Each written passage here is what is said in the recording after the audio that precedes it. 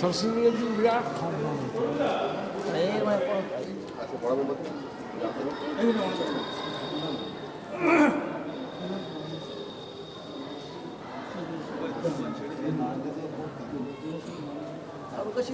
আমরা এই মুহূর্তে আমাদের প্রিয় স্যার, কর্মযোগী এবং শিক্ষা অনুরাগী ব্যক্তিত্ব রমাপতি মাইতির 101তম জন্মদিবস পালন করছি।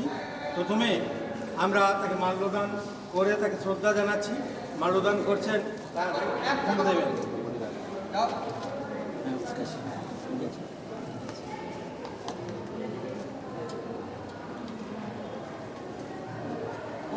আসবেন এসে আচ্ছা, আমাদের বিদ্যালয়ের প্রধান শিক্ষক মহাশয়কে অনুরোধ করছি আপনিও এগিয়ে আসুন। দেবাশিস বাবু, আপনি একটু এগিয়ে আসুন।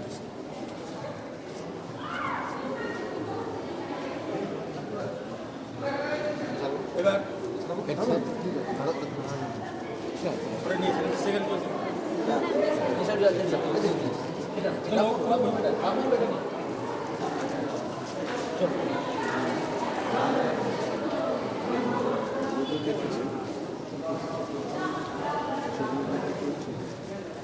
আমরা এখানে ফুল দেওয়া হয়ে গেলেই এখানে আমরা যাবো, এগিয়ে চলব।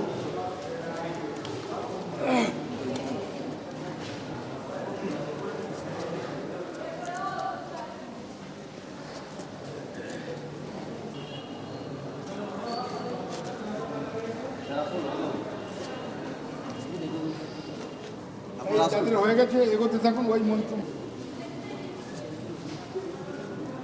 আমাদের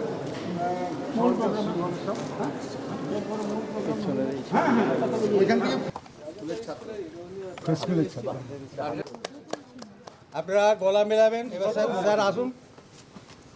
আচ্ছা, পুষ্পদান করে আমরা ওখানে চলে যাব। পুষ্পাঞ্জলি, এই মুহূর্তে পুষ্পাঞ্জলি কাজ এটা সেরে আমরা ওখানে পৌঁছাবো। আর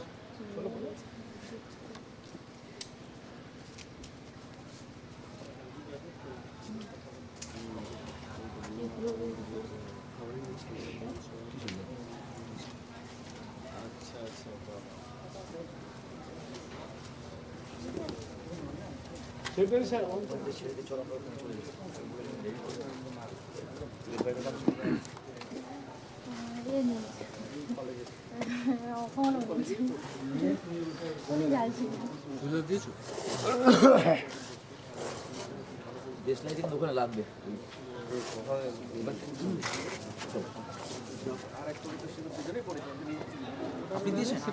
হ্যাঁ, এবার আমরা মূল চলে যাবো মঞ্চে। ওখান থেকে আমাদের প্রোগ্রাম আছে। হ্যাঁ, আর যদি কেউ বাকি থাকে স্যার, আপনার কেউ বাকি থাকে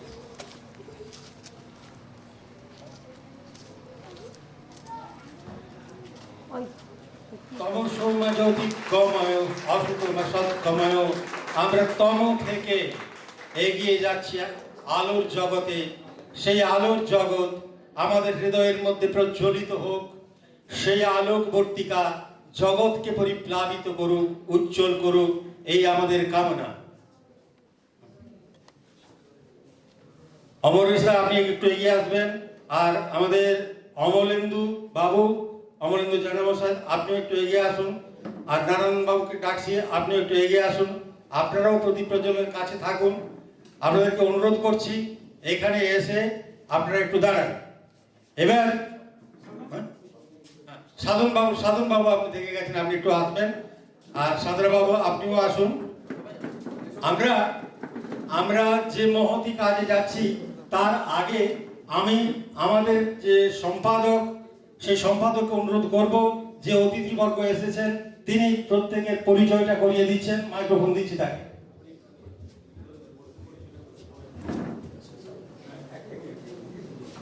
আমি পরিচয় পর্বের সাথে তোমাদের সাথে আজকের অনুষ্ঠানের কথাটা আমার পরে বলার কথা ছিল, কিন্তু আমি একবারেই বলিনি কারণ সময় অনেকটা গড়িয়ে গেছে। আমরা যখন প্রস্তাব রাখি প্রধান শিক্ষকের কাছে, এবারে আমার দীর্ঘদিনের ভাবনা চিন্তা, যে আমরা বলেছিলাম যে বাচ্চাদের কাছে বিশেষ করে যেহেতু এটা প্রত্যন্ত এলাকার স্কুল, শহরের ছেলেমেয়েরা যতটা সুযোগ সুবিধে পায় এই স্কুলে পড়াকালীন পরবর্তীকালে আন্ডার গ্রাজুয়েটে পড়তে গেলে কি কি তার সুযোগ সুবিধা আছে, কার দ্বারা কি হতে পারে না হতে পারে, এটা ক্যারিয়ার গাইডেন্সের আমরা প্রস্তাব রেখেছিলাম।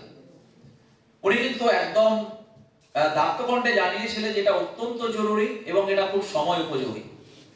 পরবর্তীকালে আমরা খুব সৌভাগ্যক্রমে আমাদের যিনি সমিতির প্রেসিডেন্ট সুশীল বাবু মানে সুশীল মান্না মহাশয়কে যখন আমি বলি, উনিও খুঁজতে শুরু করলেন, আমিও খুঁজতে শুরু করলাম এবং তাতে দেখা গেল উনি খোঁজার পর উনি আজকে যে তিনজন রত্নকে হাজির করেছেন। আমার পাশে রয়েছেন ডক্টর রামকৃষ্ণ মণ্ডল, আমার পাশে রয়েছেন তমগ্ন মণ্ডল। এরা দুজন এসেছেন, এটি বিরাট প্রতিষ্ঠান, নাম তোমরা শুনেছো, রামকৃষ্ণ মিশন বিদ্যা মন্দির বেলুর মঠ থেকে। এরা শুধুমাত্র নিজেদের বিষয় পণ্ডিত তা নয়, কিন্তু ওনাদের বিষয় হচ্ছে বাংলা এবং ইকোনমিক্স, শুধু তাই না। তোমরা জানলে আনন্দিত হবে। আমরা আস্তে আস্তে সকালবেলা যখন আসি ওনাদের নিয়ে, আমি যখন রওনা দিই আমরা ওখান থেকে ওনাদের কাছে শুনছিলাম যে কত রত্ন বা কত রকম কিছু ভাবনা ওনাদের মাথার মধ্যে আছে এবং ভারত সরকার সেটা চাইছে একদম প্রত্যন্ত প্রত্যেকটি কলেজে ছড়িয়ে দিতে এবং তার ভিতটা হোক আমাদের এই কি বলা যায় স্কুল লেভেলে যে শিক্ষা প্রতিষ্ঠানগুলি আছে সেগুলিতে। তোমরা শুনবে এবং তোমরা দেখলে একটু অবাক হবে যে তোমাদের নিজেদের ভাবনা ডাইমেনশন পুরো বদলে যাবে। কারণ তোমাদের কাছে স্বপ্ন মানে নেট দেওয়া, এখনকার হয়েছে চল হচ্ছে বিএসসি নার্সিং পড়া, নাহলে ইঞ্জিনিয়ারিং পড়া, নাহলে জেনপা দেওয়া। কিন্তু এর বাইরে যে বেসিক সাবজেক্টে পড়াশোনা করে আগামী দিনে এর থেকে বড় চাকরি পাওয়া যায়, সেই ভাবনাটা আমি শুনছিলাম এবং তোমরা মন দিয়ে শোনো। যদি খাতা কলম নিয়ে আসো, একটু নোট করে দেখো, তোমাদের যা কিছু সমস্যা ওনারা কিন্তু আজকে এখানে বলবেন বা সমাধান করে যাবেন। এবং আমি তোমাদের কাছে অনুরোধটা রাখবো, ওনাদের বক্তব্য বলার পর তোমাদের ইন্টারঅ্যাক্টিভ সেশনে তোমরা যাবে। 3 নম্বর যিনি আছেন আমি একটু ডাকবো দেবাশিস বাবুকে। দেবাশিস মাহাতো ইনি পুরুলিয়ার মানুষ, কিন্তু এদের তিনজনের সঙ্গে ইনি এতটাই সম্পৃক্ত যে দেখা যাক যে এখনকার আর্টিফিশিয়াল ইন্টেলিজেন্স নিয়ে তোমরা চাঁদ দিকে দেখতে পাও, মোবাইলে দেখতে পাও, কিন্তু আলটিমেটলি দেখা গেল যে তার কতটা প্রয়োগ কিভাবে করা যায় বেসিক সায়েন্স শুধু না বেসিক সাবজেক্টের ক্ষেত্রে, সেটা নিয়ে উনি আজকে বলবেন।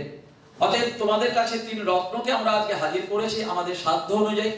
কিন্তু সমিতি কথা দিয়ে যাচ্ছে আগামী দিনে তোমাদের ক্যারিয়ার গাইডেন্সের আরেকটি ওয়ার্কশপ আমি হেড স্যারকে বলে রেখেছি। তোমরা নাম শুনেছো রাইস গ্রুপ বলে একটি গ্রুপ, তাদের সাথে আমি কথা বলে রেখেছি, যাদের আনার কথা ছিল আজকে, কিন্তু আমি জানি যে একাধিক স্পিকার থাকলে পর অনুষ্ঠানটা আলটিমেটলি তোমরা নিতে পারবে। হয়তো আগামী দিনে তাদের হাত ধরে বা এই দেবাশিস বাবু নিজে একটা ডব্লিউবিসিএস কোচিং ইনস্টিটিউট আছে উনি চালান, আগামী দিনে এরা তোমাদের কাছে হাজির হন যাতে করে তোমাদের যার যেমন প্রত্যেকের ঈশ্বর ক্ষমতা দিয়েছে সেই ক্ষমতাটা প্রপারলি যাতে ইউটিলাইজড হয়। এই কটি কথা বলে আমি মাইকটা রাখবো, কিন্তু তার আগে আমি একটুখানি আমি ডাকবো হচ্ছে বুদ্ধদেব দাসকে আমার সামনে একবারটি একটু দেখো তোমরা, একবারটি তুমি এসো। কারণ আমি যেহেতু আর দ্বিতীয়বার মাইকটা নেবো না, নিলে সমস্যাকে তোমাদের সময়টা নষ্ট হবে। তোমরা একটু দেখো যে তোমরা অনেকেই বেশিরভাগই হয়তো চেনো না, মাস্টারমশাইরা চেনে। 2022 সালে এই স্কুল থেকে ও কিন্তু এইখান থেকেই ও কিন্তু রাজ্যে উচ্চ মাধ্যমিকে 10ম হয়েছিল এবং স্কোরটা তোমরা শোনো,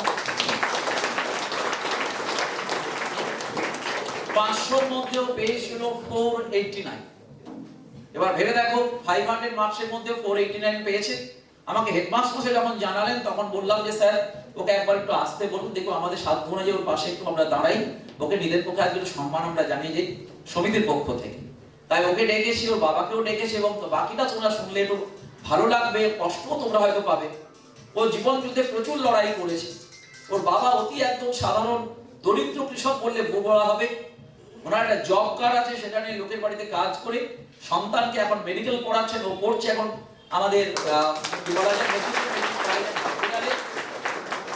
এবং এইবার তোমরা জানো তোমাদেরই মাস্টার কি বলা যায় প্রিয় মাস্টারমশাই অরুণ বাবু, তার ছেলেও পড়ছে, ওরা একসাথেই পড়ে।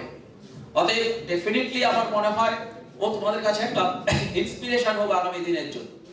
ধন্যবাদ সকলকে, তোমরা মন দিয়ে শুনবে আশা করি এবং কেমন লাগলো পরবর্তীতে তো আমরা জানবো। কিন্তু তোমরা অনুষ্ঠানটা চলাকালীন তোমরা কোনো রকম কথাবার্তা কিন্তু বলো না, কারণ যারা এসছেন তারা আমাদের শুধু সম্মানীয় অতিথি না, তারা কিন্তু অনেক উঁচু দরের মানুষ, অনেক গুণী মানুষ, তার কাছ থেকে আমরা মন দিয়ে শুনে দেখা যাক যে আগামী দিনে তোমরাই হয়তো দেখা গেল হালাকিকত তোমরা সমাজের বদলে দিতে পারবে, এটুকু আমার আশা রেখে আমি আমার বক্তব্য শেষ করব। জয় জয় শ্রী বিবেকানন্দ,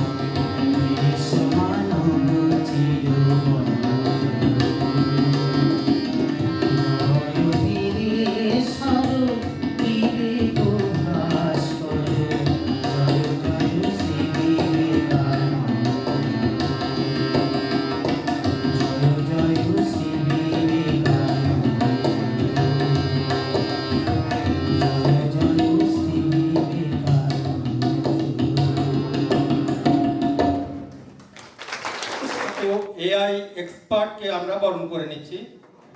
এবার বরণ করা হবে doctor Ramakrishna Mondal, assistant professor, department of Bengali, Ramakrishna Math Vidya Mandir, Belur Math. তারপর আমাদের স্বপন বাবু, প্রধান শিক্ষক, বিদ্যালয়ের বর্তমান প্রধান শিক্ষককে বরণ করা হচ্ছে।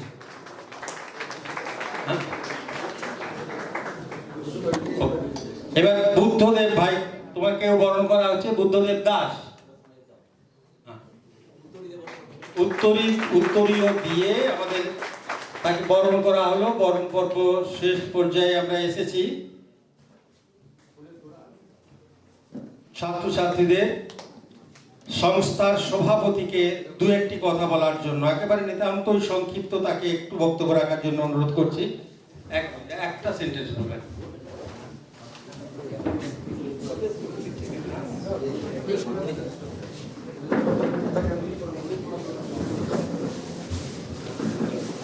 আজকে খুব শুভ দিন। এই বিদ্যালয়ের অনন্য সাধারণ প্রধান শিক্ষক রমাবতী মাইতি মহাশয়ের জন্মদিন, 102তম জন্মদিন। এই জন্মদিনে তাকে আমরা স্মরণ করছি এবং তার প্রধান আদর্শ হচ্ছে বিদ্যালয় এবং তার প্রধান পুরস্কার ছাত্ররা। তার কথা মনে করতে হলে তার প্রধান লক্ষ্য ছিল ছাত্রছাত্রীদের সেরাটা দিতে হবে। ইচ্ছা শক্তি, বুদ্ধি এবং শ্রমের সমন্বয়ে সেরাটা দিতে হবে। এই সেরাটা দিতে হবে ঠিক, কিন্তু কোন পথে, কিভাবে ছাত্ররা এই সেরাটা দেবে, তারা কিভাবে আজ অনেক এগিয়ে গেছে। মনে করতে হয় আমরা যখন এখানে পড়তাম তখন 70-এর দশক, 60-এর দশক, তখন এখানে শহরের আলো এসে পৌঁছয়নি। আমরা হারকিনের আলোয় পড়তাম। আন্তর্জাতিক স্তরের কথা বললে 1960 সালে লেজার রে আবিষ্কৃত হয়ে গেছে এবং সেই লেজার রে তার প্রয়োগ হচ্ছে বিনোদনের জায়গা ডিজনিল্যান্ডে। ডিজনিল্যান্ডে সেই লেজার রে আমরা তখন এখানে হারিকেনের আলোয় পড়ছি। আজ আমরা এই বিদ্যালয়ে এসেছি, আজ আমরা কিন্তু সারা পৃথিবীতে আছি। এই প্রাক্তনী সংসদের আজকের অনুষ্ঠান, আমরা প্রাক্তনী, আমরা সারা পৃথিবীতে আছি। আমি তাদের পক্ষ থেকে বলছি, আজ হয়তো আমরা গুটি কয় আছি, একটি বিদ্যালয়ের পরিচয় কিন্তু তার প্রাক্তনীদের মধ্যেই থাকে। সুতরাং আমাদের এই বিদ্যালয়ের পরিচয়, যার জন্মদিনে তাকে আমরা স্মরণ করছি, তার পরিচয় কিন্তু আমরাই, আমরা সারা পৃথিবীতে আছি। তাদের পক্ষ থেকে আজকের আয়োজন। সুতরাং কিভাবে দিতে হবে, কিভাবে সেরাটা তোমাদের দিতে হবে, এই সেরাটা দেওয়ার একটি নমুনা, অপূর্ব নমুনা বুদ্ধদেব আমাদের সামনে আছে। এরকম অনেক নমুনা এটা এখনকার। এবং আমি তারপর প্রিন্সিপাল মহারাজকে বলি, দেবর্ষী মহারাজ, বেলুড় রামকৃষ্ণ মিশন বিদ্যা মন্দিরের বর্তমান যিনি প্রিন্সিপাল, তিনি দেবর্ষী মহারাজ। তিনি বললেন আমি দুজনকে পাঠাচ্ছি এবং আমার বিশ্বাস, এবং তিনি যেভাবে বলেছিলেন তোমাদের, তাতে আমার সেখানেই মনে হয়েছিল আমাদের উদ্দেশ্য আমরা সফল হব। আমরা এই প্রার্থনা করে, এই শুভেচ্ছা জানিয়ে আমি আমার বক্তব্য শেষ করছি।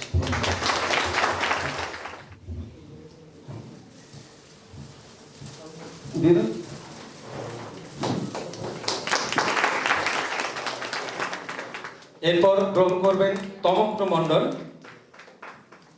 Head of the department. আমরা বরণ করে নিলাম। এরপরে বরণ করা হচ্ছে ডক্টর রাম।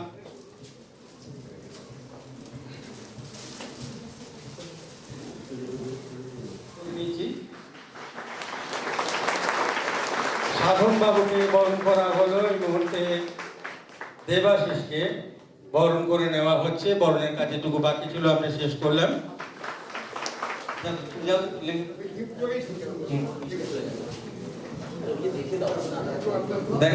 প্রত্যেক ছাত্রছাত্রীর প্রতি আমাদের আহ্বান, আমরা সক্রেটিসকে বিশ্বাস করি। তিনি প্রত্যেকটা জিনিস বাজিয়ে দেখতেন, উত্তরটা সেখান থেকেই বের করতেন, কোনো উত্তর দিতেন না। জীবনে দাঁড়াতে গেলে প্রজ্ঞা অর্জন কর এবং প্রত্যেকটা জিনিস জানবে। আর আজকে অর্জিত জ্ঞানে কিছু হবে না, প্রতিটি মুহূর্তে রূপান্তরিত হচ্ছে জ্ঞানের বর্ণমালা। তাই আমরা যা শিখলাম তাতেই পণ্ডিত হয়ে যাব, কেউ যদি ঘোষণা করে সে ঘোষণাটা ভুল। প্রতিটি মুহূর্তে আমাদের শিখতে হবে। আমরা মৃত্যু পর্যন্ত প্রত্যেকেই ছাত্র। আমরা অবসর গ্রহণ করার পর আমি নিজেও মনে করি আমি একজন ছাত্র। ছেলেটির সাথে তার কারণ, ওর বাবার সাথে আমার কথা হয়েছে যে প্রতি সেমিস্টারে ও যদি দেখা যায় আশানুরূপ ফল করতে পারে, ও যতদিন পড়াশোনা করবে ততদিন সমিতি থাকবে, এটুকু আমরা কথা দিয়ে গেলাম। কিন্তু ওকে রেগুলার ওর পড়াশোনাটা কিন্তু রেগুলার করতে হবে। আমাদের চেক তুলে দিচ্ছেন আমাদের সমিতির সদস্য অনিল কুমার ঘাটা মহাশয়, কিন্তু চেকটা কিছু টেকনিক্যাল কাজ বাকি আছে। ওর বাবাকে একটুখানি পরে বলবো অনিল ওর সাথে যোগাযোগ করতে। আমরা প্রাথমিক পর্বে ওনাতে চেকটা দিয়ে আমরা এই পর্বটা শেষ করতে চাইছি।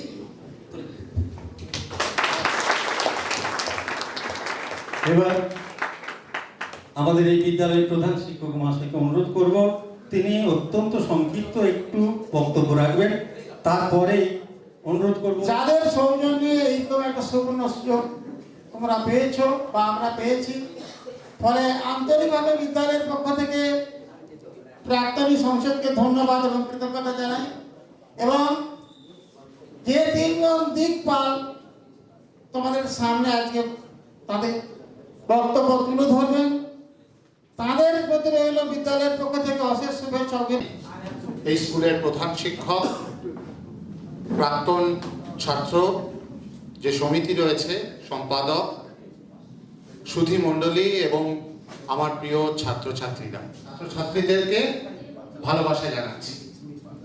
আজকে এমন একটা স্কুলে এসে খুবই ভালো লাগছে এবং নিজেকে অনুপ্রাণিত মনে করছি, যে স্কুলে হেডমাস্টার মশাই ছিলেন রামাপদেব মাইতি। তার আদর্শ আজকে আমাদের শরীরে শিহরে চলছে এবং আজ যে স্কুল এগিয়ে যাচ্ছে, এই আদর্শকে নিয়ে আমরা সবাই বেঁচে আছি। এই প্রাক্তনী সংসদ তারা বিভিন্ন জায়গায় সুপ্রতিষ্ঠিত, শুধু সমাজ জীবন নয়, তারা নিজ নিজভাবে সুপ্রতিষ্ঠিত, কিন্তু সবাই সেই আদর্শকে জড়িয়ে ধরে বেঁচে থেকে তোমাদের মধ্যে আবার ফিরে এসছে। ছাত্রছাত্রী এখানে রয়েছে, অবশ্যই তোমাদের ক্ষেত্রে তাকে পাচ্ছি, তার ছাত্রছাত্রী তাদের মধ্যে দিয়ে পাচ্ছি। আজকে যে কোনো সময় তোমার একটা আদর্শ দরকার, আদর্শ ছাড়া তুমি বোধহয় কোথাও এগোতে পারবে না। তো জীবনে তুমি যদি তোমার কোথাও গিয়ে একটা আদর্শকে ধরে এগোতে পারো। দেখো, ঠাকুর মা স্বামীজির ছবি আমি দেখেছি প্রথমে, যে কোথাও গিয়ে আদর্শকে ছাড়া কোথায় এগোনো যায় না। আজকে ভিন্ন ধর্মাবলম্বী হতে পারে, তুমি মোহাম্মদকে আদর্শ হিসাবে দেখো, তুমি যাকেই আদর্শ হিসাবে দেখো, কিন্তু তোমাকে একটা কোথাও গিয়ে প্রথমে জীবনে আদর্শকে নিয়ে বাঁচতে হবে। প্রতিষ্ঠিত তোমাদেরই দাদারা এসে আজকে তোমাদের মধ্যে আবার কিছু ফিরিয়ে দেওয়ার চেষ্টা করছে, ঠিক করে ফেলতে হবে। এবং তার পাশাপাশি তুমি কি হতে চাও না, এই জায়গাটাও তোমাকে খুব পরিষ্কারভাবে খেয়াল রাখতে হবে। কিন্তু এরকম তাহলে তুমি তো আগামী দিনে মোবাইল ঘাঁটবে, এরকম তো তোমার জীবন হতে পারে না। তোমার জীবনে তুমি আগের স্লাইডে আমি বলেছি তুমি ঠিক করে নিয়েছো, তো তারপরে এমন কিছু জিনিস তোমার জীবনে হতে পারে যেটা তোমাকে এক্সাইট করে। যখন তুমি সেই জিনিসটা করো, সেই জিনিসটা করার সময় তোমার সময়টা যে চলে যাচ্ছে সেটা তোমার খেয়াল থাকে না। সেটা খেলাধুলা হতে পারে, সেটা পড়াশোনা হতে পারে, বা যা কিছু হতে পারে, এরকম তুমি একটা আইডেন্টিফাই করার চেষ্টা করো। তাহলে এইটা আরেকটা তোমাকে আমি এক্সারসাইজ দিলাম, যে এমন জিনিস তুমি ভাবার চেষ্টা করো যে তুমি যখন সেই জিনিসটা করছো, সময়টা যে চলে যাচ্ছে সেই সময়টা তোমার আর খেয়াল থাকে। তো তাহলে এটা খুব গুরুত্বপূর্ণ আর একটা জায়গা। স্ট্রেংথ গুলোকে আইডেন্টিফাই করলে, এই ইন্টারেস্ট এবং স্ট্রেংথ আইডেন্টিফাই করার পরে এখানে কি তোমার কোনো অপরচুনিটি আছে? যে আগামী দিনে তুমি কি হতে চাইছো, ডাক্তার হতে চাইছো, তাহলে ডাক্তার হতে গেলে তোমাকে কি করতে হবে? তোমাকে একটা কোথাও গিয়ে প্রবেশিকা পরীক্ষার মধ্যে দিয়ে পাশ করে তবে গিয়ে ডাক্তারি করতে হবে, তাই তো? তো তারপরে কোথায় কোথায় ডাক্তারি পড়ানো হয় তুমি কি একবারও দেখেছো? যে কোথায় পড়ানো হয়, কোন কোন কলেজগুলোতে পড়া হয়, কোন কলেজগুলো ভালো, অল ইন্ডিয়া এক্সাম কোথায় দিতে হয়, তুমি কি সেটাকে আইডেন্টিফাই করেছো? হাত তোলো তো। ডাক্তারি পড়ার জন্য যা যা করতে হয় সেগুলোকে কি তুমি দেখেছো এর আগে ইন্টারনেট থেকে? তাহলে তোমার প্রধান কাজ হবে যে কি কি ডাক্তারি পড়তে গেলে আমাকে আগামী দিনে কি কি করতে হবে সেগুলো তোমাকে কিভাবে আইডেন্টিফাই করতে হবে। যে ভারতবর্ষে কোন কোন ভালো কলেজ আছে, কোন ভালো প্রবেশিকা পরীক্ষার মধ্যে দিয়ে আমি all India institute of medical সায়েন্সে পেতে পারি, আমি কোথাও গিয়ে ওয়েস্ট বেঙ্গল জয়েন্টে নিট দিয়ে পেতে পারি। কোন কলেজটা ভালো, তার মধ্যে মেডিকেল কলেজ ভালো না এনআরএস ভালো, নাকি আরজিকর ভালো, নাকি মেদিনীপুর মেডিকেল কলেজ ভালো, নাকি বাঁকুড়া কলেজ ভালো, কোন কলেজটা ভালো, এগুলো র্যাঙ্কিং এর মধ্যে তোমাকে টার্গেট করতে হবে। তুমি মেডিকেল আমি ডাক্তারি হব এইটুকুনি শুধু ভেবে থাকলে হবে না, তাহলে তোমার অপরচুনিটি কোথায় হতে পারে সেটাকেও তোমার রন্ধে রন্ধে আইডেন্টিফাই করতে হবে। তুমি আগামী দিনে ভাবছো যে ডব্লিউবিসিএস হবে, ডব্লিউবিসিএস এর তো অনেকগুলো ক্যাটাগরি থাকতে পারে, যে তুমি ডব্লিউবিসিএস এক্সিকিউটিভ হতে চাইছো, তো তাহলে ডব্লিউবিসিএস এক্সিকিউটিভ কি দায়িত্ব সেগুলো সম্বন্ধে তোমাকে ওয়াকিবহাল থাকতে হবে। তাহলে তুমি যেটা হতে চাইছো তার সম্বন্ধে তোমাকে সম্পূর্ণভাবে পরিষ্কার একটা ধারণা রাখতে হবে। এইটা তোমার আরেকটা প্রধান দায়িত্বের মধ্যে গেল। তাহলে বললাম তোমাকে তোমার ইন্টারেস্টটাকে আইডেন্টিফাই করতে হবে, তোমাকে তোমার স্ট্রেংথগুলোকে জানতে হবে, এবং তুমি কি অপরচুনিটি পেতে পারো আগামী দিনে সেগুলোকেও তোমাকে পরিষ্কারভাবে জানতে হবে। আচ্ছা, যাই হোক, আমি পেন ড্রাইভে তুলেছি যখন ওখানে একটু কেটে গেছে। পেশা নির্বাচনের 3টি সাধারণ ভুল, সেটা হচ্ছে আমরা সবাই যেটা করি, যেহেতু আমাদের ওই ছাত্রী বলেছে ডাক্তার হতে চাই, ওর পাশের বান্ধবী ভাবছে স্যার যদি আমাকে জিজ্ঞাসা করে তাহলে আমিও বলবো ডাক্তার হতে চাই। তার পাশে এদিকে সামনেও কিছু বলছে, তাহলে বোধহয় ডাক্তারটা শুনে আমার স্যারেরা খুশি হবে, তাহলে বোধহয় আমিও ডাক্তার হব। তো তারপরে দেখো যে তোমার, আমি আগে কি বললাম, তুমি ইন্টারেস্ট আর স্ট্রেংথটাকে তো আইডেন্টিফাই করে নিয়েছো। তো তারপরে আগামী দিনে তুমি কি হতে চাইছো সেটা তোমার গ্রুপে এমন হতে পারে যে কেউই সেটা চাইছে না, অবশ্য তুমি হতে চাইছো, এরকম হতেই পারে। আজকে তোমাদের প্রাক্তনীদের মধ্যে আসছিলাম, পরিচয় হলো একজন ব্যাংকের স্বনামধন্য একটা অ্যাসিস্ট্যান্ট জেনারেল ম্যানেজার পজিশনে চলে গেছিলেন এজিএম পদে, একজন হেডমাস্টার মশাই রাষ্ট্রপতি পুরস্কার প্রাপ্ত, আরো কিছু স্বনামধন্য ব্যক্তিদের সঙ্গে পরিচয় হলো। তো তারপরে একজন বড় মাপের উকিল। তো তারপরে সবাই তো এক হতে চাইনি, একই স্কুলে পড়েছে, একই জামা কাপড় পরেছে, তাই তো, একই কালারের জামা কাপড় পরেছে, কিন্তু সবাই এক হতে চাইনি। তো তারপরে নট নেসেসারিলি সবাইকে এই গ্রুপের সাথে চলতে হবে। তুমি আগেই তো ঠিক করে নিয়েছো তুমি যেটা হতে চাইছো, তাহলে সেই দিকটা এগিয়ে যাও। তাহলে গ্রুপের কথা সবসময় তোমার ভাবার দরকার নেই।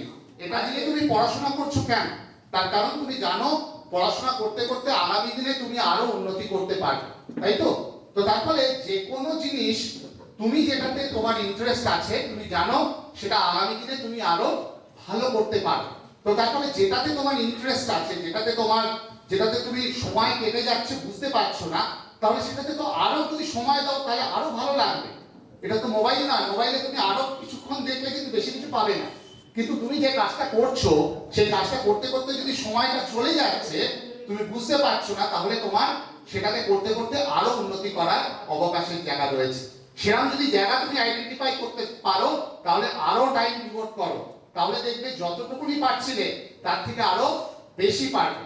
আমি আগে হাঁটা শুরু করলাম, প্রথমে 2 কিলোমিটার হাঁটতাম, তারপরে দৌড়ানোর চেষ্টা করলাম, দৌড়ানোর চেষ্টা করার পরে দেখছি 5 কিলোমিটার দৌড়াতে পারছি, তারপরে দেখছি কলকাতায় ছোটখাটো ম্যারাথন গুলো হয় 10 কিলোমিটার আমি দৌড়াতে পারছি।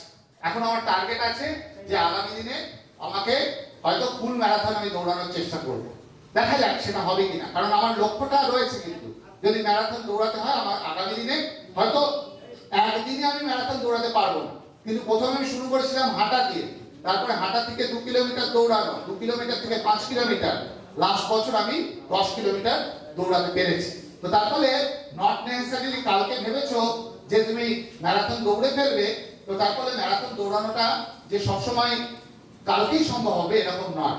ইউটিউবে যদি কোনো সময় যাও দেখবে ম্যারাথন দৌড়ের ভিডিও দেখবে, আমার খুব ফেভারিট। তার কারণ ম্যারাথন দৌড়ে হারা জেতাটা খুব গুরুত্বপূর্ণ নয়, কেউ না কেউ প্রাইজ অবশ্যই পায়। দেখবে ম্যারাথন দৌড়ে লাস্ট যে হয়ে স্টেডিয়ামে ঢুকছে তাকে সবাই হাততালি দিচ্ছে, তার কারণ সে আমার লক্ষ্যটায় এগিয়ে সেটাকে সম্পূর্ণ করাটাই হচ্ছে সবচেয়ে গুরুত্বপূর্ণ কাজ। এইটা তোমাকে মাথায় রাখতে হবে। সেই জন্য ম্যারাথন দৌড়টার ভিডিও সবসময় দেখবে, তোমাকে অনুপ্রেরণা দেবে যে তুমি এমনভাবে দৌড়াবে, সেই দৌড়াতে দৌড়াতে অনেকটা পথ তোমাকে হাঁটতে হবে। তো তারপরে চটজলদি হঠাৎ করে কিছু পাওয়া যাবে না, তোমার ইন্টারেস্টটাকে নিয়ে তুমি এগোতে থাকো, কোথাও না কোথাও গিয়ে ঠিক মাইতি বাবুর মতো কোনো একটা লক্ষ্যে পৌঁছাতে তুমি পারবে।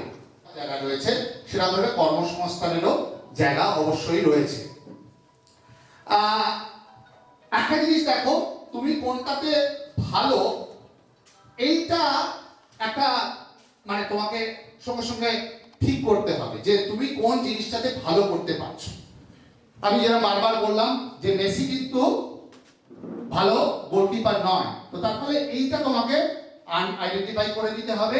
সেটা বন্ধু, শিক্ষক, তোমার যারা সিনিয়র বাবা মা সবাই রয়েছে, তাদের থেকে এই ব্যাপারটাতে তোমাকে ঠিক করে নিতে হবে। কেন আমি বললাম বন্ধুদের কথা, তুমি আমাকে যদি জিজ্ঞাসা করো আমার সময়ে যে ধরনের স্কিলের প্রয়োজনীয়তা ছিল আজ থেকে 10-15 বছর আগে, আমি সেগুলো তোমাকে করার কথা বলবো। তারপরে 10 বছর পরে তুমি যখন বেরিয়ে যাবে সেই ধরনের স্কিল সেটের হয়তো প্রয়োজন নেই। তো তার ফলে অনেক সময় তোমাদের বন্ধুরাও হয়তো তোমাদেরকে অনেক বেটার উপদেশ দিতে পারে। কিন্তু নম্বর সবসময় যে মাপকাঠি হবে এরকম নয়। অনেক ছাত্রছাত্রীরাই, আমি নিজেই একটি সংগঠনের সাথে যুক্ত আছি, আমরা চেষ্টা করি মাধ্যমিকে যে ছাত্রছাত্রী ভালো নম্বর পায়নি, ভালো লাগেনি, সেই সময় কোনো না কারণে সে পিছিয়ে গেছে, তার ফলে সে যে উন্নতি করতে পারবে না এরকম নয়। আজকে সারা পৃথিবীতে যে স্বনামধন্য কিছু ব্যক্তিদের মধ্যে রয়েছে, মাইক্রোসফটের বিল গেটসের নাম শুনেছো? সবাই নিশ্চয়ই শুনেছে। তো তার ফলে হি ওয়াজ এ কলেজ ড্রপ আউট। তো তার ফলে নম্বর অবশ্যই দরকার, নম্বরের পিছনেও তোমরা যেরকম ছুটবে। তো তার ফলে যে পিছিয়ে পড়েছো তার জন্য বলছি যে আগামী দিনে যে এগোনো যাবে না এরকম নয়। তার কারণ আমি তোমাকে প্রথমেই ফর্মুলাটা বলে দিয়েছি, বিজ্ঞান করলে এগুলোই হওয়া যাবে। এবং আমাদের আর একটা কথা মানে সচরাচর ধারণা, কমার্স করলে এই ধরনের ফিল্ড, কিন্তু সত্যটা নয়। কিছু ছাত্রছাত্রী থাকবে তারা হয়তো এগিয়ে যেতে পারলো না, লক্ষ্য স্থির করতে পারলো না, কিন্তু পরে গিয়েও তারা মাথা ঘুরিয়ে দাঁড়াতে পারবে যদি সেই দিকে সঠিকভাবে তারা নির্বাচনের দিকে যায়।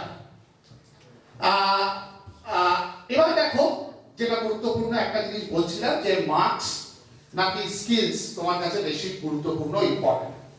আজকে আমরা বিভিন্ন কর্মশালাতে যাই, তাতে যেটা আসছে সেটা হচ্ছে শিক্ষার মধ্যে স্কিলস গুলোকে ঢোকাতে হবে। তাহলে তুমি এই গ্রামে বসে প্রথাগত যে স্কুলের শিক্ষা, সেই শিক্ষার বাইরে কি ধরনের স্কিলস তুমি অ্যাপ্লাই করতে পারো। তো তারপরে দেখো, সবচেয়ে গুরুত্বপূর্ণ তোমার কাছে রয়েছে আজকে মোবাইলটা। সেই মোবাইলটাকে সৎভাবে যদি কাজে লাগানো যায়, ফর এক্সাম্পল তুমি যদি মনে করো আজকে যে বাংলা নিয়ে পড়ছে, সে বাংলা নিয়ে পড়ার সময় কিভাবে এডিটিং করতে হবে, জায়গায় একজন ইটালিয়ান প্রফেসরের সঙ্গে দেখা করতে গেছে। তো তাহলে আমি বাঙালি, আমি আরেকটু টাইম সম্বন্ধে চিরকালই সচেতন। আমি কি করেছিলাম, 3টের সময় দেখা করার কথা ছিল, আমি 2:45-র সময় গিয়ে তার ঘরে নক করছি। তো তখন তিনি আমাকে বললেন যে তোমাকে তো আমি 3টের সময় টাইম দিয়েছিলাম, 2:45 তো নয়। তো তার ফলে আগে করাটাও সেটাও খুব একটা কাজের কাজ নয়। তো তার ফলে এফিশিয়েন্ট টাইম ম্যানেজমেন্টটা সেটাও কিন্তু তোমার ডিসিপ্লিনের মধ্যে নিয়ে আসতে হবে। আগামী দিনে যে তুমি একটা সঠিক রুটিনের মধ্যে যদি না চলতে পারো, কোথাও গিয়ে ক্যারিয়ারে কিছু করতে পারবে। তার কারণ দেখো, সেটাই বিজ্ঞান। আজকে মিলিটারিতে যখন আমরা দেখি সকালবেলা থেকে রাত অবধি প্রত্যেকটা কিছু ডিসিপ্লিনের মধ্যে করানো হয় এবং ওয়ার্ড প্র্যাকটিস তারা রেগুলার করে। আমি অরুণাচল গেছিলাম, সেখানে গিয়ে দেখেছি তারা ওয়ার্ড প্র্যাকটিস করছে।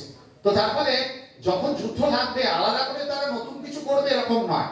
যেরকম তোমরা পরীক্ষার সময় করো, অতিরিক্ত করার দরকার নেই। তুমি যদি সারা বছর এফিশিয়েন্ট টাইম ম্যানেজমেন্ট করে পড়াশোনাটা করো, তাহলে দেখবে সেটাই সঠিকভাবে তুমি করতে পারছো। আজকে এই রকম একটা প্রত্যন্ত গ্রাম থেকে একজন ছেলে, সে কিন্তু একটা রিমার্কেবল দৃষ্টান্ত স্থাপন করলো। তার অনলি ওয়ান রিজন হচ্ছে এই ক্রাইসিস ক্রিয়েট করতে হবে। তার কারণ আমরা সহজে সমস্ত কিছু এখন পেয়ে যাচ্ছি। আজকে রিসেন্টলি, খুব কয়েকদিন আগেই, গত সপ্তাহে ইউজিসির নর্থ ইস্ট একটা রিজিয়নের আমাদের অটোনোমাস কলেজ ব্যাকগ্রাউন্ড থেকে এসেছি, কিন্তু আমার কলেজে আমাকে একটা চরমতম ক্রাইসিসের মধ্যে ফেলে দেওয়া হয়েছিল। আমাকে করে দেওয়া হলো এনএসডিসির SPOC, spokesperson, national skill development corporation. আমি বাংলা নিয়ে পড়েছি, স্কিলের কি জানি, কিন্তু আমাকে বললো যে এই দায়িত্ব তোমাকে নিতে হবে। আমাকে প্লেসমেন্ট সেলের কোঅর্ডিনেটর করে দেওয়া হলো, আমাকে এনপিটিএল এর দায়িত্ব দেওয়া হলো। আমি এগুলো কিভাবে করব?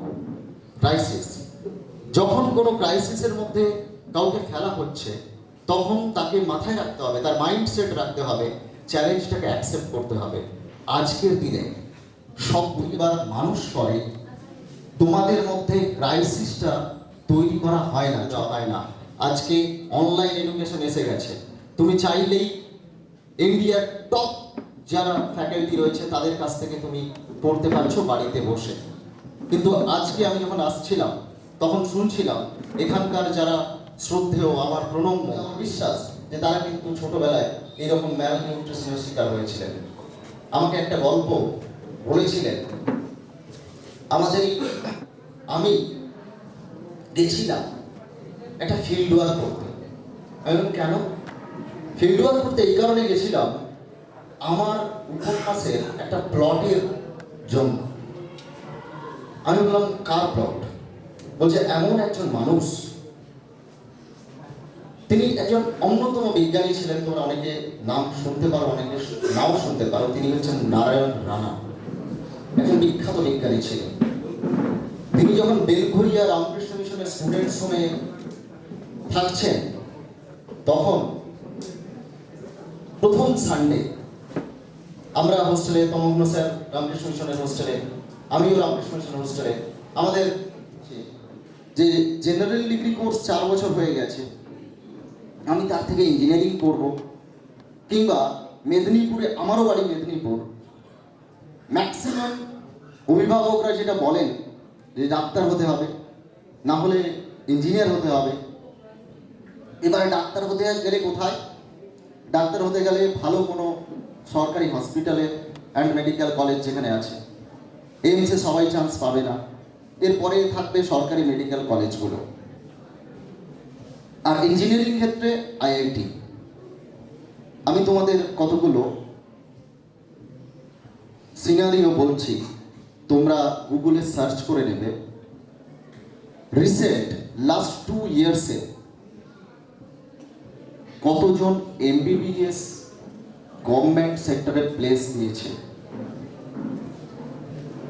কত percent IITian, top IIT, Kanpur IIT, Madras IIT, Kharagpur IIT, কত পার্সেন্ট প্লেসমেন্ট হয়নি? খড়গপুর মতো আইআইটিতে সিভিল সার্ভিসকে একেবারেই প্রমোট করতে আসেনি। সিভিল সার্ভিসের, ধরো তুমি আবার সিভিল সার্ভিস পড়লে, রেল ব্যাংক পড়লে, সিজিএল, সিএইচএসএল, এমপিএস, কম্পিটিটিভ এক্সামসের জন্য পড়লে, সেখানেও সাকসেস রেট ভীষণ কম। প্রত্যেকটা ক্ষেত্রেই তোমার স্ট্রাগল আছে। এবার তুমি সেই স্ট্রাগলগুলোকে কি করে হ্যান্ডেল করবে? যদি তোমার মধ্যে এই রিয়েলাইজেশনটা হয় যে আমি অনেক প্রতিকূল পরিস্থিতিকে লড়াই করে জয় করেছি, সুতরাং রমাপতি মাইতি স্যারের একটা লক্ষ্যই ছিল যে সেরাটা দিতে হবে, সেরাটা হতে হবে। এই সেরাটা আমি কিভাবে দেব, এইটা তোমাদের জানা নেই, বা এই জিনিসটা তোমরা এক্সপ্লোর করতে পারছো না। তার মানে কি তোমাদের কোয়ালিটি নেই? স্বামীজি বলেছিলেন যে আমাদের প্রত্যেকের মধ্যে অনন্ত সম্ভাবনা রয়েছে। আমরা প্রত্যেকেই অনন্ত সম্ভাবনা নিয়ে পৃথিবীতে এসেছি। আমরা জানি না আমাদের মধ্যে কি রয়েছে, সেগুলোকে ম্যানিফেস্ট করতে হবে। Education is the manifestation of the perfection already in man. আমাদের মধ্যে সমস্ত শক্তি রয়েছে, কিন্তু আমাদের অন্তর্নিহিত শক্তির প্রকাশ, বিকাশ আমরা করতে পারছি না। স্বামীজি যখন আমেরিকাতে গেলেন, তখন কিন্তু তার প্রচন্ড প্রতিকূল পরিস্থিতির মধ্যে তাকে লড়াই করতে হয়েছিল। তারপর যখন শিকাগোর ওই ধর্ম মহাসভাতে এত বড় বড় অডিয়েন্সদের দেখলেন, তিনি কিন্তু স্তম্ভিত হয়ে গেলেন। কিন্তু ওই সিচুয়েশনকে তিনি কি করে হ্যান্ডেল করলেন কুইকলি, সেটা আসলে ওই আগের যে প্রিভিয়াস যে প্রতিকূল পরিস্থিতিগুলোকে হ্যান্ডেল করেছেন, তার ফলেই তার ব্রেন অটোমেটিক্যালি একটা সলিউশন দিয়ে দিয়েছে। লাস্ট ইউজিসির মিটিংয়ে যখন স্কিল এনহান্সমেন্ট এবং ভ্যালুয়েটেড কোর্সে যখন বলছে ইনস্টিটিউশন অ্যান্ড ইন্ডাস্ট্রি কোলাবোরেশন করতে হবে এবং একই সঙ্গে হাত ধরাধরি করে কোর্সগুলো চালাতে হবে, এবং আমি কোনো ফান্ড করব না, তখন প্রচুর কলেজ ইউনিভার্সিটির যারা রেজিস্ট্রার, ভাইস চ্যান্সেলর বা অন্যান্য প্রফেসররা রিপ্রেজেন্টেটিভ হয়ে গিয়েছিলেন, তারা বলছিলেন আমাদের এরকম ইনফ্রাস্ট্রাকচার নেই, আমরা রুরাল এরিয়ার কলেজ, আমরা কি করে এই ধরনের স্কিল এনহান্সমেন্ট কোর্স করাবো, আমাদের পর্যাপ্ত পরিমাণ এই কোর্সগুলো করানোর জন্য ইনস্ট্রাক্টর নেই, আমরা কিভাবে করব? তখন ইউজিসির চেয়ারম্যান একটাই কথা বলেছিলেন, আমরা এই ক্রাইসিসটা, এই সিচুয়েশনটা ক্রিয়েট করছি। তার কারণ আমরা যদি ফান্ড দিয়ে দিই, আমরা যদি ইনস্ট্রাক্টর দিয়ে দিই, তাহলে আপনারা স্ট্রাগল করবেন না।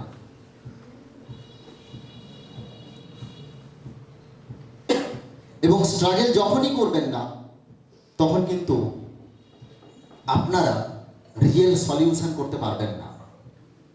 কারণ আপনার লোকাল এরিয়াতে স্টুডেন্টদের এমপ্লয়াবিলিটি জেনারেট করার জন্য তাদের লোকাল স্টুডেন্টদের কি ইন্টারেস্ট আছে এবং তাদের কিভাবে প্লেসমেন্ট দেবেন, কোথায় দেবেন, সেটা সম্পূর্ণ রিসার্চ এবং তার জন্য কাজ আপনাদেরই করতে হবে। আমরা যখন যে পরিস্থিতির মধ্যেই পড়ি না কেন সেই পরিস্থিতিকে তো মোকাবিলা করবই এবং আমরা সমাজে একটা রিমার্কেবল কাজ করি। সেই জন্য আমি শেষ করব, বেশি কথা বলবো না। আমাদের বিদ্যা মন্দিরের কিন্তু স্যারের কাছে তোমরা শিখে নিতে পারো। এখানে অনেক স্যারেরা রয়েছেন যে কি করে সকালবেলা সন্ধ্যেবেলা তোমরা মেডিটেশন করবে, কিভাবে মনঃসংযোগ করবে, কেরিয়ার অটোমেটিক্যালি হয়ে যাবে। ইনফরমেশন পাওয়ার মতো সোর্স আজকে অভাব নেই। গুগল করলেই তোমাদের কে কোন পথে যেতে চাও, এআই তোমাদের কেরিয়ার কাউন্সিলিংও করে দেবে। কিন্তু তুমি সেটার বাস্তবায়ন করবে কিভাবে, সেটাকে কার্যকরী করবে কিভাবে, তোমাকেই তো কাজটা করতে হবে। সেটা কিন্তু এআই করবে না, সেটা কিন্তু স্কুলের শিক্ষক করবে না, সেটা আমরা করব না, সেটা করতে হবে তোমাকে। তাহলে তুমি করবে কি করে, কিভাবে করবে? উত্তর আছে স্বামীজির কাছে। আবারও ফিরে যাব স্বামীজির কাছে, দিয়ে শেষ করব। স্বামীজি বলেছেন, আমি আবার রিপিট করছি, যদি আমাকে আবার নতুন করে শিক্ষা গ্রহণ করতে বলা হয় তাহলে আমি প্রথমে যেটা করব, আমার মন রূপ যে শক্তিশালী যন্ত্রটি রয়েছে সেটাকে কি করে নিয়ন্ত্রণ করতে হয়। আমাদের কাছ থেকে কি ওনারা ইমপ্রেশন নিয়ে যাবে সেটা একটা বড় ব্যাপার, তার কারণ এরকম একটা ঐতিহ্যবাহী প্রতিষ্ঠান। তো এভাবে আমাদের শেখার যে কালচারটা সামনাসামনি থেকে, সেই কালচারটা শেষ হয়ে যাচ্ছে। এই জন্য এই জিনিসগুলোকে একটু মাথায় রেখে আরেকটা জিনিস খুব ভালোভাবে বলি, ফোন খুব ভালোভাবে ইউজ করবে। ফোনে যেটা রেকর্ড হয়ে যায়, সেটা ফটো হোক চাই ভিডিও, সেটা কোনোদিন ডিলিট হবে না। তোমার ফোন থেকে ডিলিট হতে পারে, বাট তাদের ডাটা সবসময় স্টোর রয়েছে, কখনোই সেটা ডিলিট হবে না। আর তুমি যে ডাটাটাকে রেখেছো গ্যালারির মধ্যে, যদি সেই ডাটাটা কখনো ভাবো যে আমার এটা পার্সোনাল ডাটা আমি হাইড করে রাখবো কোনো অ্যাপ, থার্ড পার্টি অ্যাপ দিয়ে, তো মনে রাখবে সেটাও তোমার সেভ নয়। আর যদি থার্ড পার্টি অ্যাপ ইউজ করে থাকো তো সেটা আরো ভয়ঙ্কর, কারণ সেই অ্যাক্সেসটা তোমাকেও আগে নিয়েছে। যে কোনো অ্যাপ বা অ্যাপ্লিকেশন ইনস্টল করতে গেলে দেখবে প্রথমেই অ্যালাউ বলে একটা অপশন থাকে আর ডিক্লাইন বলে অপশন থাকে। তুমি অ্যালাউ না করলে অ্যাপটা ইনস্টলই হবে না। তো যদি তুমি অ্যালাউ করে দাও, তার মানে তুমি অনেক কিছু অ্যাক্সেস তাকে দিয়ে দিয়েছো, টার্ম এন্ড কন্ডিশন গুলোতে সব লেখা থাকে, যেটা কেউ পড়ে না। তাহলে তোমার কাছে যেটা রেকর্ড হয়ে গেল সেটা আর কখনোই ডিলিট হচ্ছে না। এই জন্য অনেক কিছু জিনিস আমরা দেখতে পাই পরবর্তী ক্ষেত্রে সোশ্যাল মিডিয়াতে, যেটা হয়তো আমরা চাইনি যে এটা অন্য কেউ দেখুক বা এটা ভাইরাল হয়ে যায়, কিন্তু হয়ে যায়, এবং সেই মানুষরা পরবর্তী ক্ষেত্রে সুইসাইডও করে। এটা ভয়ঙ্কর একটা খতরনাক জিনিস। সোশ্যাল মিডিয়া ইউজ করতে গেলে বা ফোন ইউজ করতে গেলে খুব সাবধানে ইউজ করবে। এমন কিছু কাজ করবে না যেটা হাসি ফুর্তি করতে গিয়ে হয়তো পরবর্তী ক্ষেত্রে তোমার লাইফটাই নষ্ট করে দিতে পারে। রেকর্ড করতে গেলে খুব সাবধানে রেকর্ড করবে, সে যেটাই করবে। ফটো তুলতে গেলেও খুব সাবধানে ফটো তুলবে, যেই ফটোটা আমার তোলা সম্ভব বা এটা তুললে আমি কোনোভাবে ক্ষতিগ্রস্ত হব না তো। আর নর্মাল একটু ধারণা সবাই রাখবে, এখন অনেক ধরনের ফ্রড কেস হচ্ছে এগুলো দিয়ে। যে তোমার হয়তো দেখো এআই তোমার একটা সিম্পল ছবি, যে কোনো মানুষের একটা ছবি নিয়ে তোমাকে বিভিন্নভাবে ব্ল্যাকমেল করতে পারে, ঠিক আছে? তো এগুলো সম্পর্কে তোমাকে ধারণা রাখতে হবে যে কোনটা এআই দ্বারা ক্রিয়েট করা পিকচার, কোনটা অরিজিনাল পিকচার, এটাকে তোমাকে বুঝতে শিখতে হবে। তুম করে কেউ দেখিয়ে দিল তুমি ব্ল্যাকমেল হয়ে গেলে, এটা থেকে সাবধানে থাকতে হবে। আর সোশ্যাল মিডিয়াতে বিশেষ করে যারা আননোন পারসন তাদের সাথে তো কথোপকথন করোই না, এটা সব থেকে বেস্ট। কারণ এটা সব থেকে বেশি ফ্রড হয়। যে ব্যক্তিটাকে আমি চিনি না, জানি না, তার সাথে আমি কথা বলছি, আর সে কি ইন্টেনশন নিয়ে আমার সাথে কথা বলছে সেটাও আমি জানি না। আর এটাই এখনকার দিনে স্ক্যাম হচ্ছে। এখন আর বাড়িতে কেউ বন্দুক নিয়ে আসবে না, তরোয়াল নিয়ে আসবে না, তোমার কাছে কত পয়সা আছে দাও। তোমার ডাটাটা চুরি করে নিলে তুমি এমনিতেই জীবনটা বদলিয়ে দেবে। প্রত্যেকের ফোন যদি পার্সোনালি, বিশেষ করে আমাদের এজের যারা রয়েছে, মানে প্রায় 20 থেকে 30 মধ্যে, পার্সোনাল ফোনটা নিয়ে নিলে ওর জীবনটা এমনিতেই পার হয়ে যাবে। কি ঠিক বলছে তো? কেউ ফোন শেয়ার করতে পারবে? কেউ শেয়ার করবে না, কেউ শেয়ার করতে পারবে না ফোন। এমন জায়গায় ফোনটা সবার চলে গেছে। তার মানে কি আমরা এমন কিছু অ্যাক্টিভিটি করে রেখেছি যার জন্য আমরা ফোনটা শেয়ার করতে পারছি না। সিনিয়রদের ক্ষেত্রে হয়তো এটা তারা এই জিনিসগুলো হয়তো বুঝতে পারবেন না, বা তাদের সময় এই জিনিসগুলো ছিল না, কিন্তু এখনকার জেনারেশনে এটা হয়েছে। সে তোমার যতই প্রিয় বন্ধু হোক বা ভাই হোক, বোন হোক, তুমি পার্সোনাল ফোন কাউকে চাও দেবে না, বা দেওয়ার আগে সে বলবে আমি চেক করে নিচ্ছি, তা দিচ্ছি, মানে সে কিছু ডিলিট করবে। এমন কাজ যেটা তুমি তোমার পার্সোনাল বন্ধুকে দেখাতে পারছো না, ভাই বোনকে দেখাতে পারছো না, ফ্যামিলিকে দেখাতে পারছো না, তার মানে এটা খারাপ কাজ। খারাপ আর ভালোর ডেফিনেশন কোথাও লেখা নেই, এটা তোমাকেই চুজ করে নিতে হবে। সোজা ভাষায় বলতে গেলে যেটা সোসাইটির সকলের জন্য মঙ্গল সেটা তোমার জন্য মঙ্গল।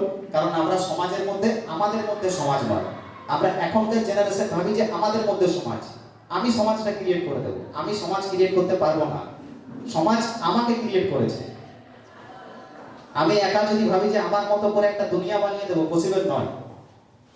অনেক মহাপুরুষ এসেছেন, অনেক কিছু করেছেন, কিন্তু পারেননি করতে। আমি সমাজের মধ্যে রয়েছি, তাহলে সমাজের মধ্যে যে জিনিসগুলো রয়েছে সেইগুলো নিয়ে আমি চলবো। তার মধ্যে যেগুলো ভালো রয়েছে, খারাপ রয়েছে, সেটাকে আমি বিবেক বিবেচনা করে আমার পদক্ষেপ নেব। তো নিরাপত্তাটা খুবই ইম্পর্টেন্ট, এটা কিন্তু প্রত্যেকেই মাথায় রাখবে। নেক্সট, পরিবহন ব্যবস্থা, এটা তো সবাই ইউজ করে এখন, তাই না? কিভাবে ইউজ করো?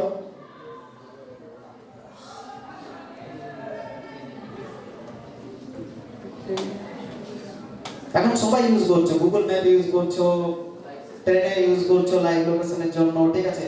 কোথায় যেতে হবে, সেটা কত টিকিট পড়বে, কোন ওয়েতে গেলে আমার কম খরচা হবে, তো সবাই ইউজ করছো। এইগুলোতে এআই এর ব্যবহার আরো দিনকে দিন বাড়তে চলেছে। যেমন ট্রাফিকের মধ্যে একটা নতুন এখন সিস্টেম এসেছে, এখন ট্রাফিক পুলিশ আর ধরে ফাইন তুলে না, যে তুমি দাঁড়াও, তোমার যদি তুমি ট্রাফিক আইন না মানো, তোমার একটা নাম্বার প্লেটের ফটো তুলে নেবে, ব্যাস বাড়িতে তোমার চলে যাবে, ঠিক আছে, রিপোর্ট তুমি কি করেছো। আগে কিন্তু তাকে দাঁড়ানো হতো, তার কাছ থেকে সবকিছু দেখার পরে তার রিপোর্ট বানানো হতো, এখন রিপোর্ট আর বানাতে হয় না। তো এইভাবে এআই এগোচ্ছে পরিবহন দিক থেকেও। ধারণা রাখতে হবে যে কোনটা এআই দ্বারা ক্রিয়েট করা পিকচার, কোনটা অরিজিনাল পিকচার, এটাকে তোমাকে বুঝতে শিখতে হবে। তুম করে কেউ দেখিয়ে দিল তুমি ব্ল্যাকমেল হয়ে গেলে, এটা থেকে সাবধানে থাকতে হবে। আর সোশ্যাল মিডিয়াতে বিশেষ করে যারা আননোন পারসন তাদের সাথে তো কথোপকথন করোই না, এটা সব থেকে বেস্ট। কারণ এটা সব থেকে বেশি ফ্রড হয়। যে ব্যক্তিটাকে আমি চিনি না, জানি না, তার সাথে আমি কথা বলছি, আর সে কি ইন্টেনশন নিয়ে আমার সাথে কথা বলছে সেটাও আমি জানি না। আর এটাই এখনকার দিনে স্ক্যাম হচ্ছে। এখন আর বাড়িতে কেউ বন্দুক নিয়ে আসবে না, তরোয়াল নিয়ে আসবে না, তোমার কাছে কত পয়সা আছে দাও। তোমার ডাটাটা চুরি করে নিলে তুমি এমনিতেই জীবনটা বদলিয়ে দেবে। প্রত্যেকের ফোন যদি পার্সোনালি, বিশেষ করে আমাদের এজের যারা রয়েছে, মানে প্রায় 20 থেকে 30 মধ্যে, পার্সোনাল ফোনটা নিয়ে নিলে ওর জীবনটা এমনিতেই পার হয়ে যাবে। কি ঠিক বলছে তো? কেউ ফোন শেয়ার করতে পারবে? কেউ শেয়ার করবে না, কেউ শেয়ার করতে পারবে না ফোন। এমন জায়গায় ফোনটা সবার চলে গেছে। তার মানে কি আমরা এমন কিছু অ্যাক্টিভিটি করে রেখেছি যার জন্য আমরা ফোনটা শেয়ার করতে পারছি না। সিনিয়রদের ক্ষেত্রে হয়তো এটা তারা এই জিনিসগুলো হয়তো বুঝতে পারবেন না, বা তাদের সময় এই জিনিসগুলো ছিল না, কিন্তু এখনকার জেনারেশনে এটা হয়েছে। সে তোমার যতই প্রিয় বন্ধু হোক বা ভাই হোক বোন হোক, তুমি পার্সোনাল ফোন কাউকে চাও দেবে না, বা দেওয়ার আগে সে বলবে আমি চেক করে নিচ্ছি তার দিচ্ছি, মানে সে কিছু ডিলিট করবে। এমন কাজ যেটা তুমি তোমার পার্সোনাল বন্ধুকে দেখাতে পারছো না, ভাই বোনকে দেখাতে পারছো না, ফ্যামিলিকে দেখাতে পারছো না, তার মানে এটা খারাপ কাজ। খারাপ আর ভালোর ডেফিনেশন কোথাও লেখা নেই, এটা তোমাকেই চুজ করে নিতে হবে। সোজা ভাষায় বলতে গেলে যেটা সোসাইটির সকলের জন্য মঙ্গল সেটা তোমার জন্য মঙ্গল, কারণ আমরা সমাজের মধ্যে, আমাদের মধ্যে সমাজ নয়। আমরা এখনকার জেনারেশন ভাবি যে আমাদের মধ্যে সমাজ, আমি সমাজটা ক্রিয়েট করে দেবো। আমি সমাজ ক্রিয়েট করতে পারবো না, সমাজ আমাকে ক্রিয়েট করেছে। আমি একা যদি ভাবি যে আমার মতো করে একটা দুনিয়া বানিয়ে দেবো, পসিবল নয়। অনেক মহাপুরুষ এসেছেন, অনেক কিছু করেছেন, কিন্তু পারেননি করতে। আমি সমাজের মধ্যে রয়েছি, তাহলে সমাজের মধ্যে যে জিনিসগুলো রয়েছে সেইগুলো নিয়ে আমি চলবো। তার মধ্যে যেগুলো ভালো রয়েছে, খারাপ রয়েছে, সেটাকে আমি বিবেক বিবেচনা করে আমার পদক্ষেপ নেব। তো নিরাপত্তাটা খুবই ইম্পর্টেন্ট, এটা কিন্তু প্রত্যেকেই মাথায় রাখবে। নেক্সট, পরিবহন ব্যবস্থা, এটা তো সবাই ইউজ করে এখন, তাই না? কিভাবে ইউজ করো?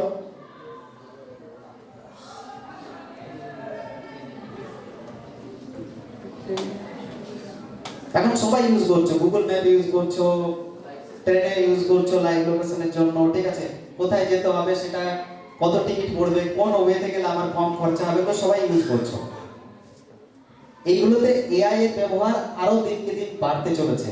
যেমন ট্রাফিকের মধ্যে একটা নতুন এখন সিস্টেম এসেছে, এখন ট্রাফিক পুলিশ আর ধরে ফাইন তুলে না, যে তুমি দাঁড়াও, তোমার যদি তুমি ট্রাফিক আইন না মানো, তোমার একটা নাম্বার প্লেটের ফটো তুলে নেবে, ব্যাস বাড়িতে তোমার চলে যাবে, ঠিক আছে, রিপোর্ট তুমি কি করেছো।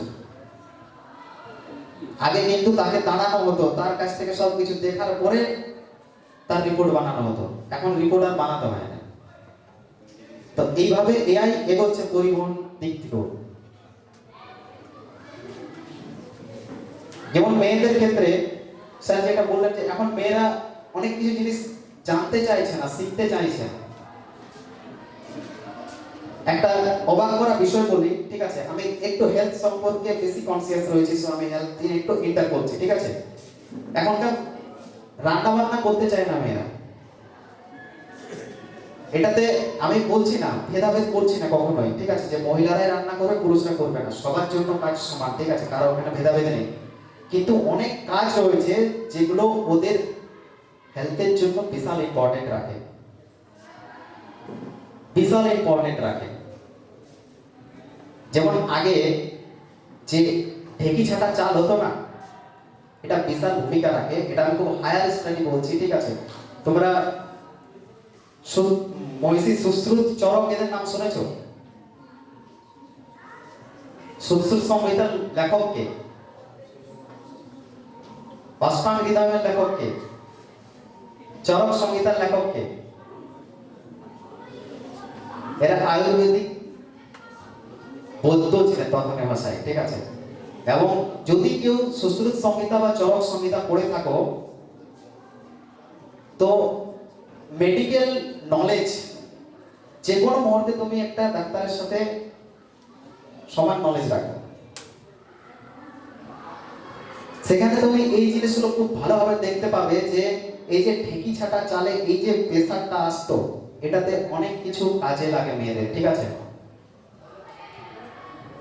সেরকম ছেলেদের ক্ষেত্রে যে লাঙ্গল করা, লাঙ্গল করতে কি যে মোচড়টা দিতে হয়, এটা ছেলেদের ক্ষেত্রে বিশাল কাজে লাগে। ওই যে আড় থাকে না, যেটা আঁচল গুলো হয়, ক্ষেতের আড়গুলো, ওইগুলো হচ্ছে কাজ করতে হয়, সেটা তো ছেলেদের বিশাল কাজে লাগে পরবর্তী ক্ষেত্রে হেলথের জন্য। এগুলো মেডিকেল সায়েন্সের চ্যাপ্টার, অনেক এগুলোর উপরে ডিপ রিসার্চ রয়েছে। যদি এই কাজ দেখো, আমি পরবর্তী ক্ষেত্রে বলছি, একটা সময় এআই এর উপরে যাবে, পরবর্তী ক্ষেত্রে দেখবে আয়ুর্বেদের যেতেই হবে, আয়ুর্বেদ ছাড়া কোনো উপায় থাকবে না।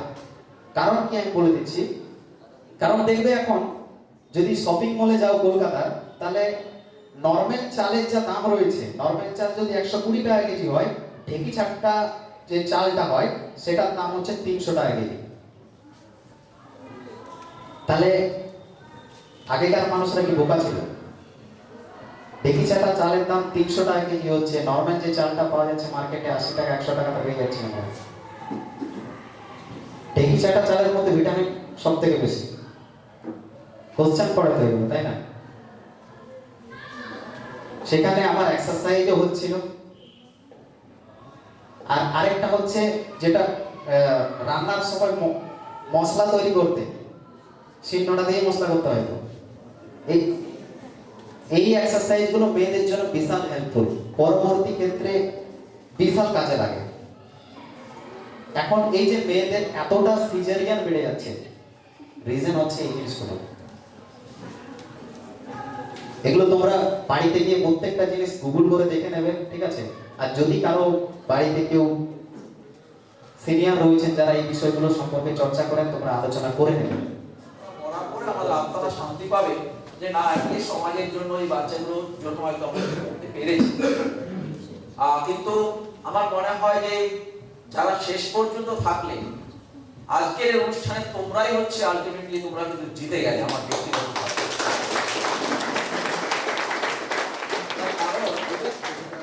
আমি সামনে ছিলাম, মাঝে দুবার পেছনের দিকে গেছি।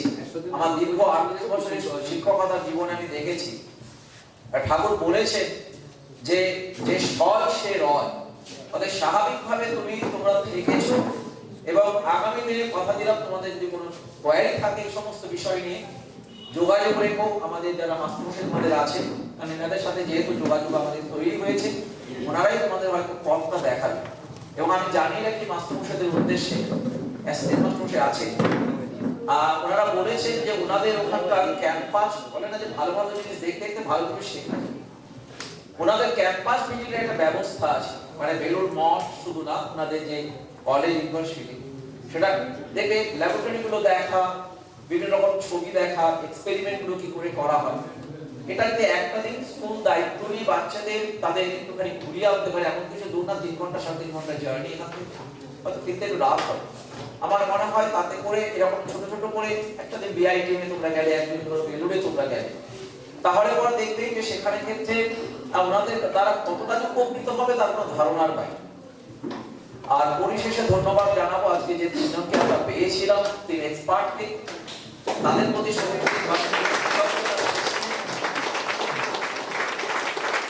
ধন্যবাদ জানাবো স্কুল কর্তৃপক্ষকে, মাস্টারমশাইদের এবং যারা সবকিছুতেই সাহায্য করেছে। সেটা শিক্ষক সহায়ক কর্মী হতে পারে, আমাদের যিনি টিফিন দেন তিনি হতে পারেন। প্রত্যেকের কাছে, কর্তৃপক্ষের কাছে আমরা কর্তৃপক্ষের কাছে আমাদের কৃতজ্ঞতা শেষ নেই। অতএব আজকে এইটুকু বলে আগামী দিন তোমাদের শুভ হোক, মঙ্গল হোক। মাধ্যমিক এবং উচ্চ মাধ্যমিক যারা দেবে তাদের প্রত্যেকের পরীক্ষা খুব ভালো হোক, এই কামনা নিয়ে, বাসনা নিয়ে আজকের মতো আমরা অনুষ্ঠান শেষ করলাম। তোমাদের সঙ্গে আর এই 2000 বিদ্যালয়ের তরফ থেকে যে 3 জন সমানধন্য অধ্যাপক এসেছেন আমাদের এই কচিকাঁচাদের তাদের ইন্সপায়ার করার জন্য, এবং তারা নিশ্চয়ই উপকৃত।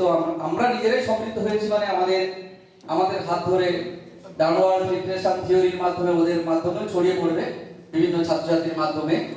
তো ওনাদের আমাদের বিদ্যালয়ের তরফ থেকে কৃতজ্ঞতা। অনেক কষ্ট করে কলকাতা থেকে এসেছেন, আমরা ভীষণভাবে কৃতজ্ঞ। আমরা আরো কৃতজ্ঞ যে আমাদের প্রাক্তনী এই বিদ্যালয়ের কৃতি ছাত্রছাত্রী বা সবাই যারা তোমাদের জন্য তাদের অনেকটা সময় নষ্ট করে অনেক পরিশ্রমের মাধ্যমে এইরকম একটা প্রচেষ্টা তারা করেছেন, তাদের কাছেও আমরা আমাদের বিদ্যালয়ের তরফ থেকে আমরা কৃতজ্ঞতার মধ্যে আবদ্ধ হলাম। আগামী দিনে যদি আমাদের বিদ্যালয় থেকে যে 200 জনের মধ্যে যদি 10 জন ছাত্রছাত্রী একটা বিশেষ জায়গায় পৌঁছাতে পারে, এই আমাদের যে অ্যাসোসিয়েশন হয়েছে প্রাক্তনী অ্যাসোসিয়েশন, এটাও সমৃদ্ধ হবে। এবং এভাবে চলতে চলতে একটা ছোট্ট কথা আমি বলতে হয়েছি যে একটা সিনেমা রয়েছে জয় হো বলে, তাতে বলা হয়েছে 3 জনকে মদত করো, সে আবার 3 জনকে মদত করবে, সে আবার 3 জনকে, এই করতে করতে সারা ভারতবর্ষব্যাপী এই চক্রাচক জগদীশ স্মৃতি বিদ্যাপীঠ সারা পৃথিবী ব্যাপী তার সুনাম যে ছড়িয়ে আছে, সেই চেনটা আরো সুনিবিড় এবং সুন্দর হবে। এই শুভকামনা আমাদের বিদ্যালয়ের তরফ থেকে সবাইকে আবার ধন্যবাদ এবং কৃতজ্ঞতা জ্ঞাপন করে ছোট কথা রাখছি।